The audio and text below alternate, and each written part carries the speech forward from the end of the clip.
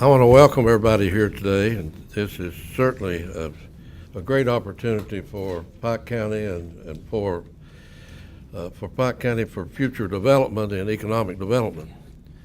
It is a tool that we all use daily, but what an opportunity that SOAR has brought us. You know, I wandered through SOAR trying to find money over that day, and I didn't find any money at all. I found a lot of great ideas coming out of SOAR. But folks, it ended up there are a lot of money that are available through SOAR.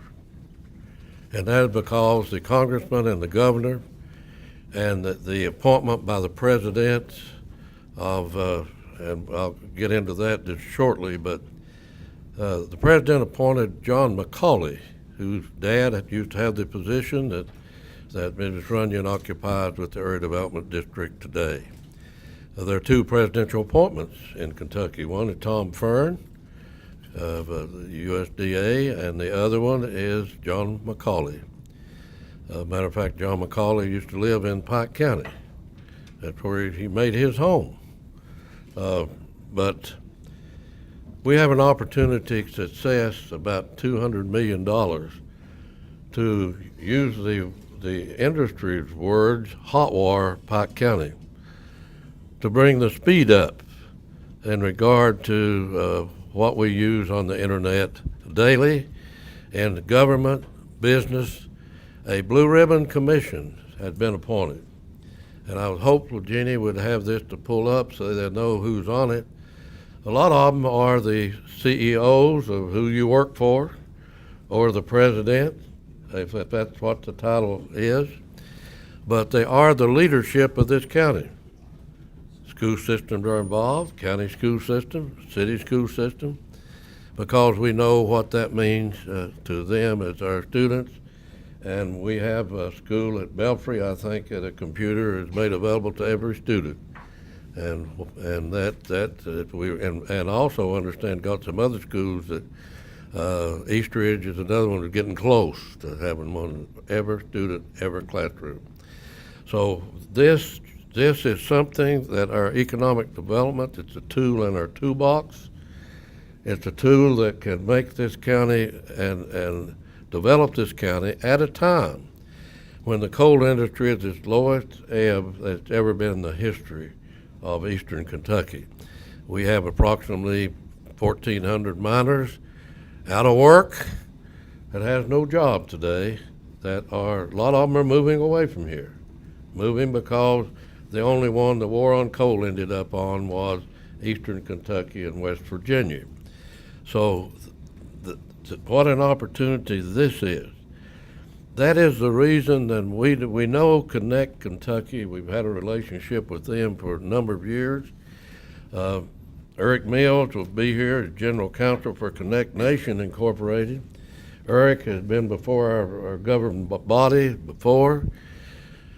We've worked with AT&T. They are the agency, and we have to work under constraints, and we found that out when we went to a summit with the state of Virginia on energy and economic development, and we asked for a map from them, Eric, to put on display up there. And Mr. Thacker said, well, we'll restrain from doing that because of new federal regulation. So we know that you have some limits you can go to that have been imposed on you by Homeland Security. So we just knew that every school had it fiber optics by them. We made our own map, took it and displayed it. We didn't get nobody in trouble. So, but today you all are important. We need the IT people for every one of these different businesses and agencies to start thinking about what do I know about it?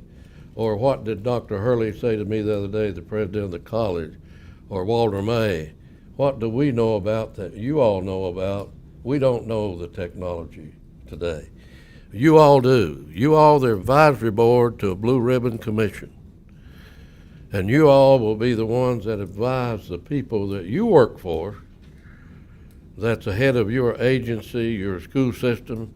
You will be telling them what ideas you have.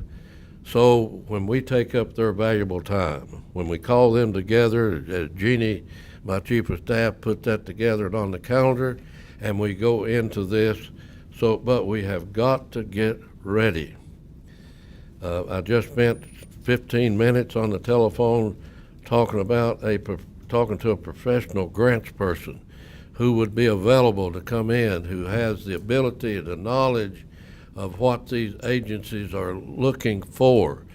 We're going to be looking for the Big Sandy Area Development District for your input from your office of how we're going to assess this money.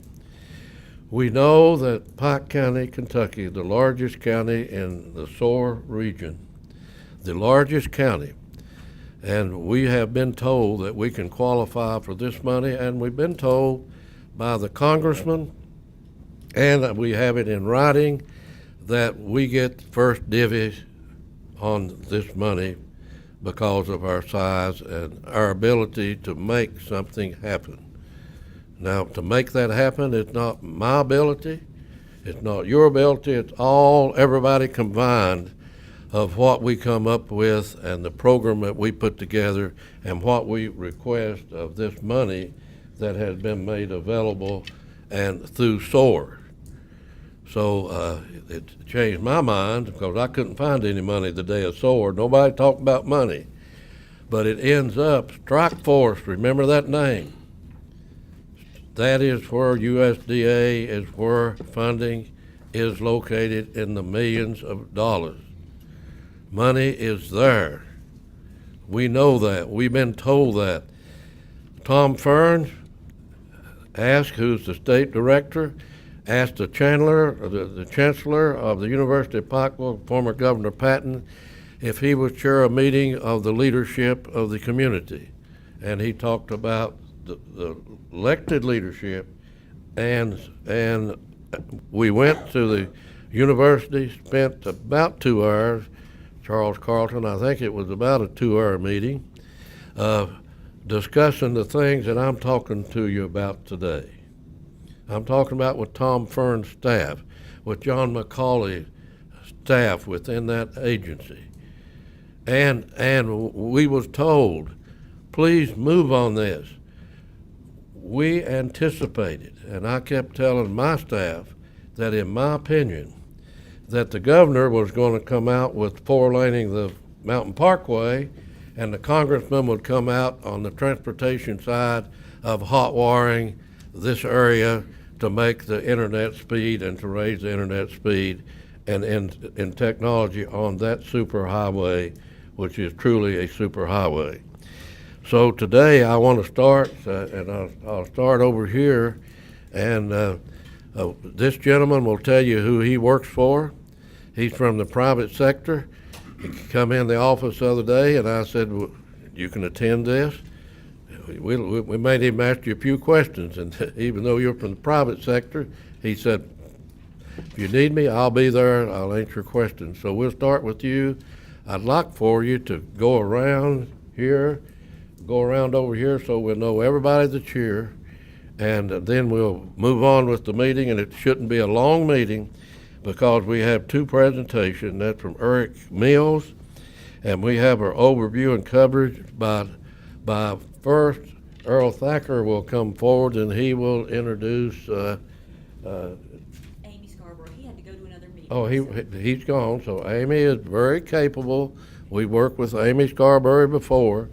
She is very capable of getting the message out on IT&T. And of course, we know, Darrell, how important they are in this too. So we will start over here and start with you. And I will repeat. We're on Pike TV, so I will repeat for Pike TV so the people can understand who's here. It's a pleasure to be here. My name is Mike Sanders. I'm with Windstream Communications. I handle government and educational accounts for the state of Kentucky, and I'd love to try to be here to help any way we can and try to see where folks are wanting to go. Thank you. Okay. And I'm Roger Johnson. I'm the Assistant Superintendent of the Pike County School System, and again, we're also with the pleasure to be here. Roger Johnson, the Deputy Superintendent of Pike County Schools. Mr. Darrell Maynard, you're next. It's Darrell Maynard, Eastern Telephone, right here in Pikeville, Kentucky. Sandy Runyon, Director at Big Sandy Area Development District, and we do have an IT person who will be attending these meetings in the future. He's quite busy with 5 counties, but we want to be involved in whatever happens in Pike County. Heath Wiley, Director of Marketing for Gerhardt Communications, representing Intermountain Cable and Coalfields Telephone. Gerhardt is a big user of new technology, folks, and they're represented on this, and we're glad to have you. Bob Shirtliff, I'm Mayor of Pike County with Kentucky Power. And Bob Shirtliff, your company couldn't do without the internet. Grondel Potter with Utility Management Group. I'm a project manager, and this is. I'm Darren Gerhardt, handle in-house IT for Utilities Management Group here. I'm Amy Scarborough. I'm the Regional Director for AT&T for Eastern Kentucky. Eric Mills, Chief Counsel of Connected Nation. We'll go back over here. And Doug Tackett, Pike County Emergency Management 911 Coordinator. Charles Maynard, Pike County GIS and G911. Charles Maynard, 911. CJ Childers, Pike County Emergency Management, 911. Mr. Fields and Mr. Childers fills the role of IT for that department they represent. Mr. Fields. Tim Fields, I work for MapSync and I also do IT for this office. I'm Bobby Grant. I'm with the Pike County Judge's Office. We have over here, we'll start over here with Rhonda and go around the table. I'm Rhonda James, Finance Commissioner for Pike County. Rhonda James, the CPA and Finance Director for the county. Charles Carlton, Director of the Office of Energy and Community Development for Pike County. Mr. Charles Carlton. Daniel Thacker, Assistant. Daniel Thacker. I'm Jim Pruitt, I'm Deputy Judge Executive, Judge Rutherford. Jeannie Robinson, and I work for Judge Rutherford. Savannah Barker, Media Specialist for Judge Rutherford. So, folks, I think that's got us all, so we're going to go on into the program. Eric Mills, I want to thank you. We called Frankfurt and talked to them about different things in regard to this issue, and they say, well, you all are blessed. You got a fellow lives among you that has dedicated his past few years to try to make something happen in this field. So, Eric, we're glad Eric's an attorney, Martin County, and if you'll come around, and the mic's yours, and we appreciate you coming, and then we'll go to Emily Scarborough. All right. Thank you, Judge. I appreciate the opportunity to be here with you folks this afternoon. And as Judge said, I live over in Inez, but I'm very committed to broadband across Eastern Kentucky and really across the country. The providers in the room know that the future of this region and really the future of our national economy rests on the capacity and connectivity and availability of bandwidth. So it's for that reason that I first want to applaud the SOAR initiative for recognizing that we've got to have, as Hal Rogers says, pipes this big, not pipes this big. That allows us, as he always talks about this metaphor, he talks about rising above the mountains and looking onto a competitive landscape where our people have the opportunity to compete and be a part of any innovation across this world. And so I want to applaud Windstream and the schools and Gerhardt and those other groups around, and AEP as well, and AT&T for being a part of this conversation. It is an important place for us to all come together as a provider community and make sure we're focused on economic development. Because a lot of times folks think that, oh, we build it and they'll come, and that there's some truth to that. But the problem is, if we build pipes this big and they sit dark, well, what have we done besides spend a whole lot of government money? And I think that is the challenge for this group here today. Each of you has a pivotal role in being the future of what Pike County becomes. The role that each of you play in building adoption, in expanding the use, and driving the innovation right here is what will define the success of, frankly, SOAR in this region.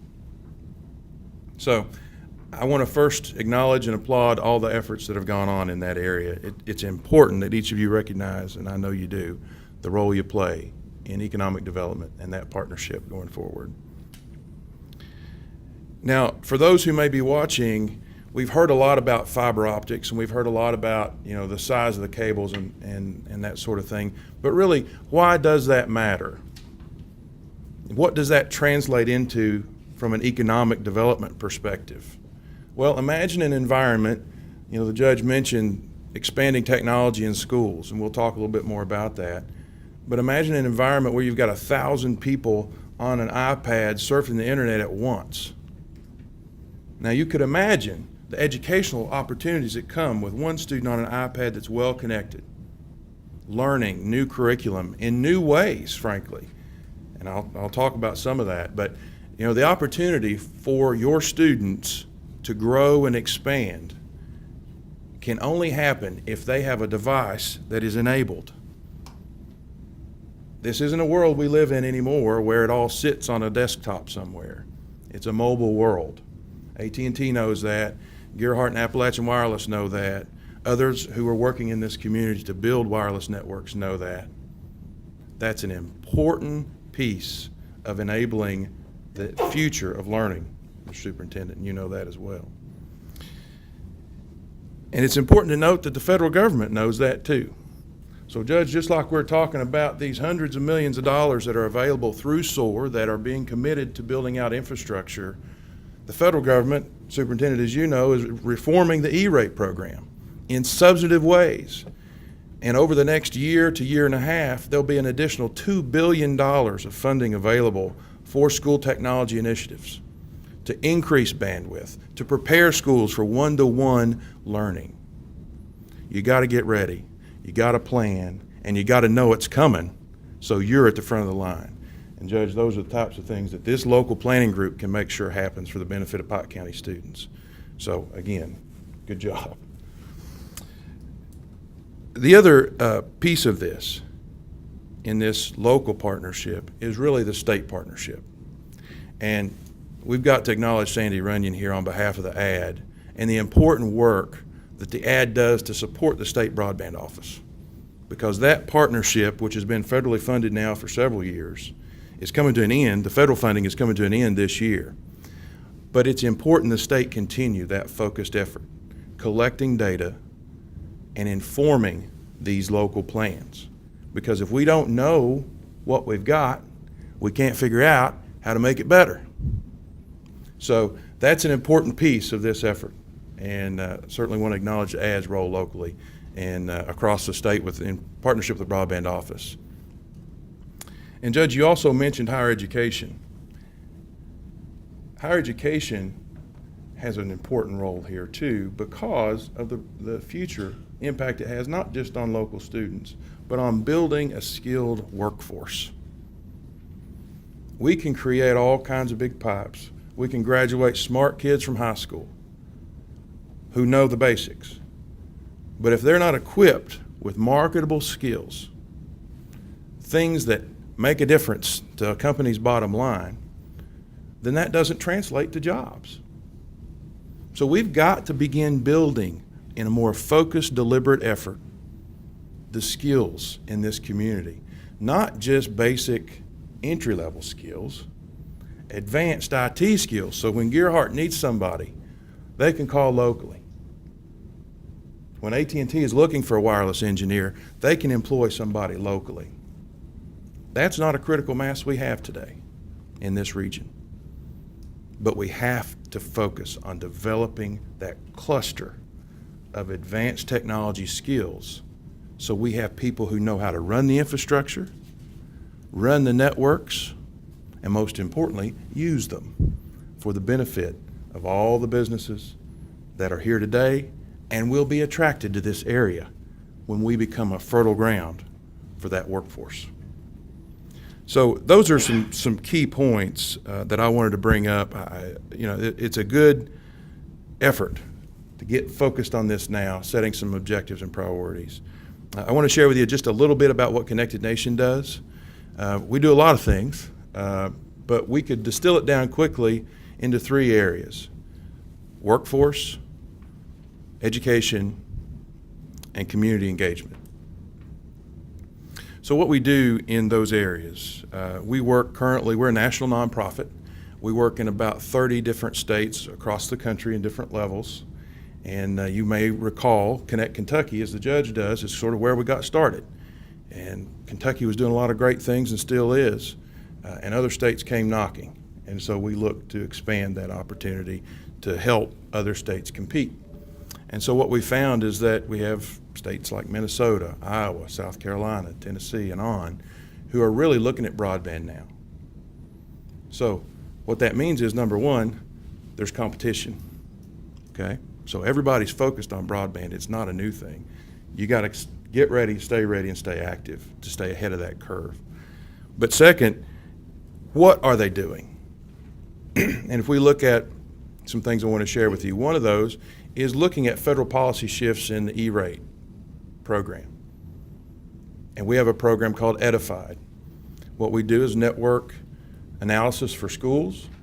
We serve as a thought partner for an integration planning for schools that want to do one-to-one initiatives. School districts all across this country are spending billions of dollars on buying these devices.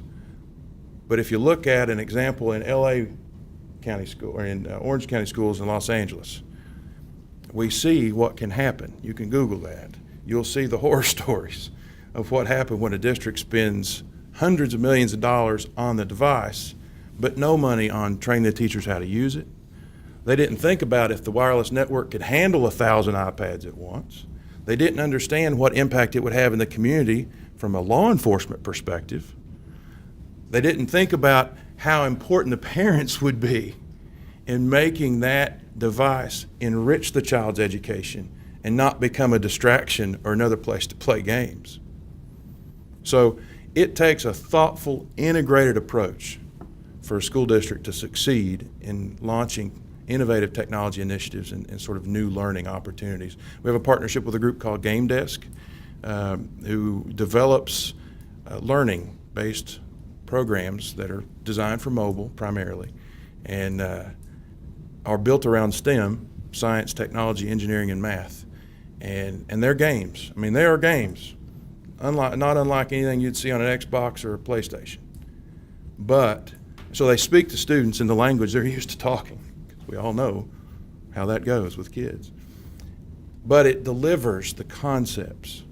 One of the favorite ones I like is they use the Xbox Connect to fly and learn the principles of flight. It's a physics lesson by using the Xbox Connect, the motion sensor device that lets the student see themselves on the screen flying.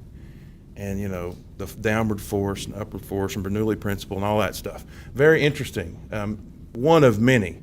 They run a partnership called Educade, which is an online portal for STEM-related curriculum, so learning opportunities. So that's something we do. We help work with school districts to implement that and incorporate it. One thing I'm very excited about, too, particularly for this region, given that Kentucky Teleworks is a strong presence and has done a lot of great work in Eastern Kentucky, beginning to introduce the idea of telework in this area.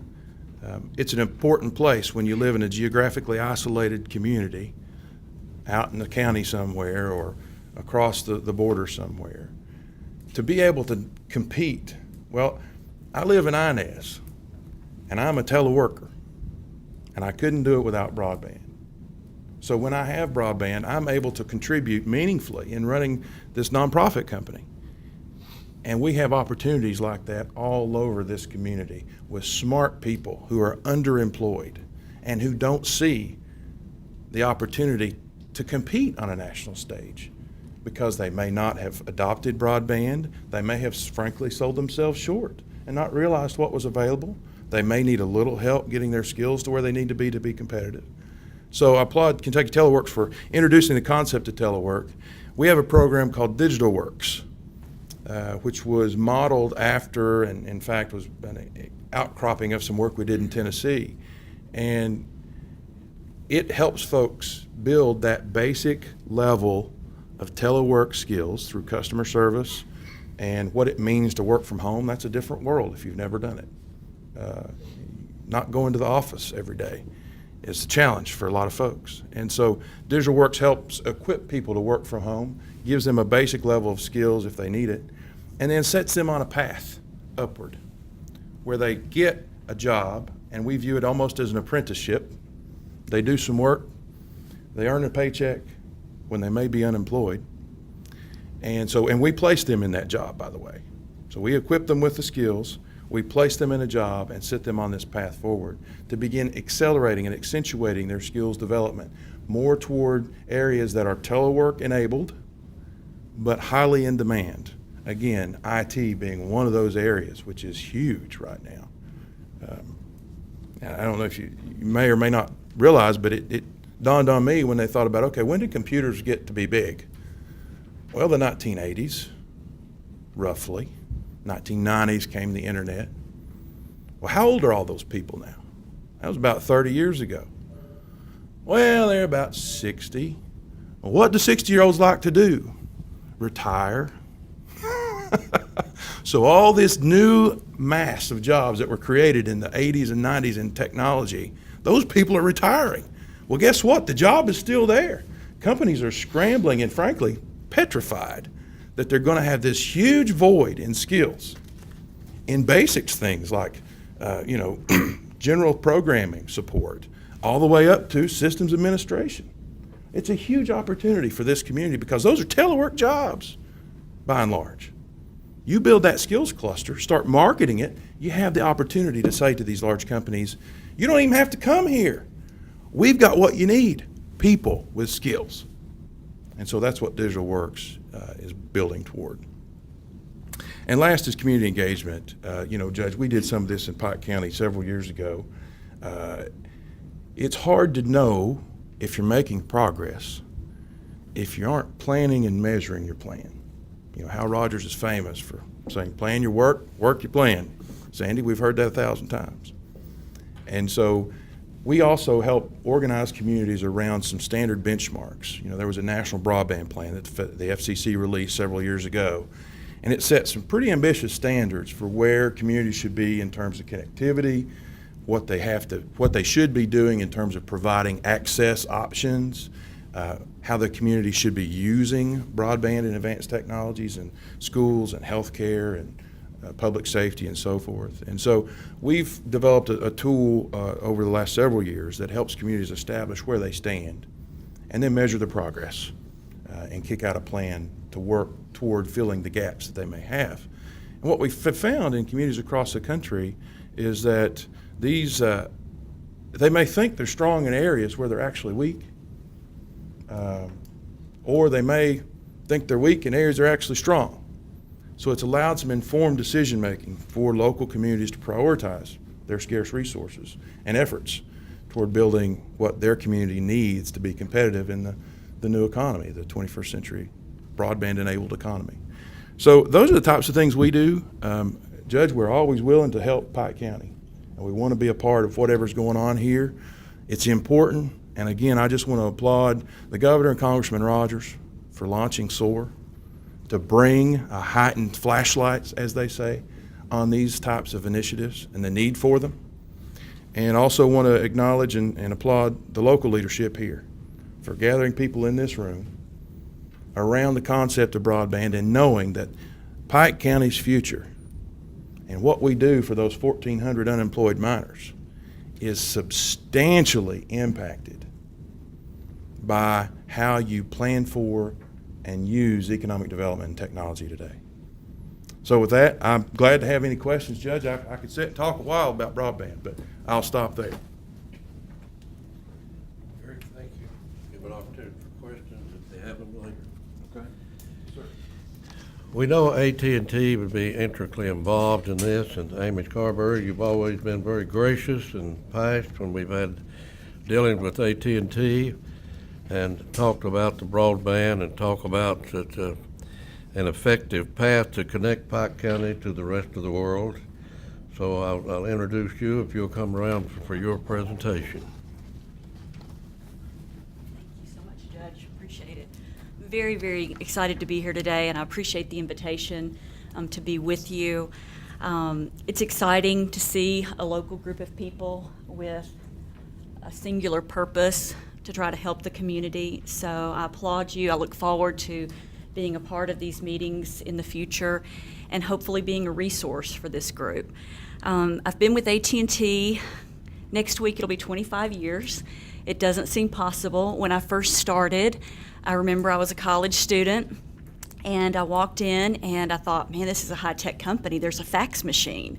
I'd never seen a fax machine before. And how things have changed so dramatically for everybody in this room.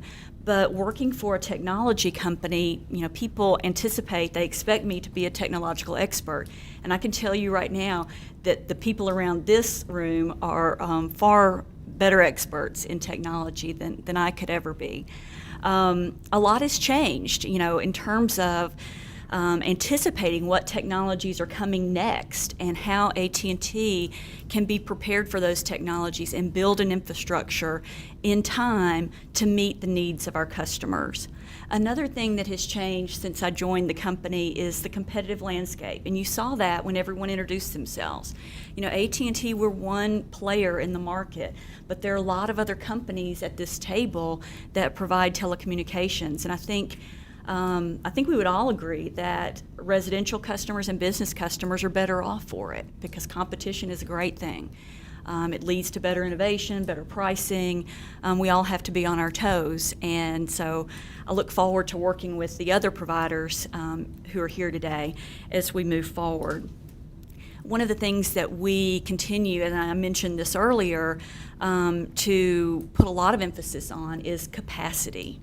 We're a wireless provider and a wireline provider. We provide broadband through wireless technology and also through wireline technology. So we are constantly trying to keep up with the demands, and Eric mentioned that when you've got people that are utilizing the technology for every aspect of their life, we have to have the infrastructure, and the other providers here have to have the infrastructure in place to handle that. That is a constant struggle for us. I will not gloss over that at all. And, you know, we need to do a better job, and I want to be a resource for the people in this room when you see areas where we need to address capacity or other issues.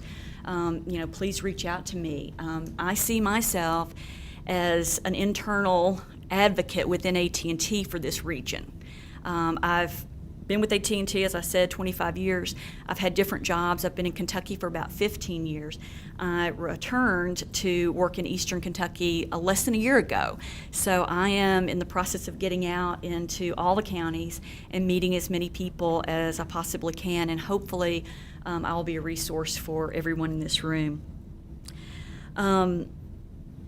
I do want to mention how grateful we are that the judge pulled this team together.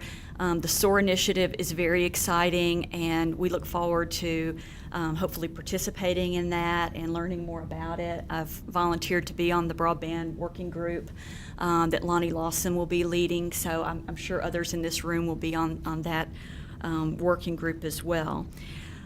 I'll just close by saying we do spend a tremendous amount of time and money and effort in Pike County. We have a long history here. We have employees like Earl Thacker, and I know many of you know Earl. He had to leave for another meeting, but we have technicians and engineers who have worked in this area for many, many years, and they are very good friends of mine. They want to help in any way they can. We spend a tremendous amount of capital dollars in a large county like Pike. I looked back at some numbers just now.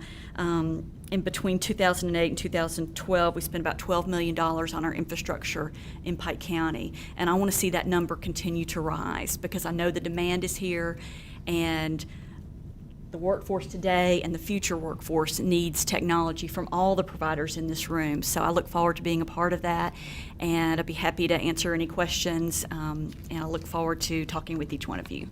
Thank you so much.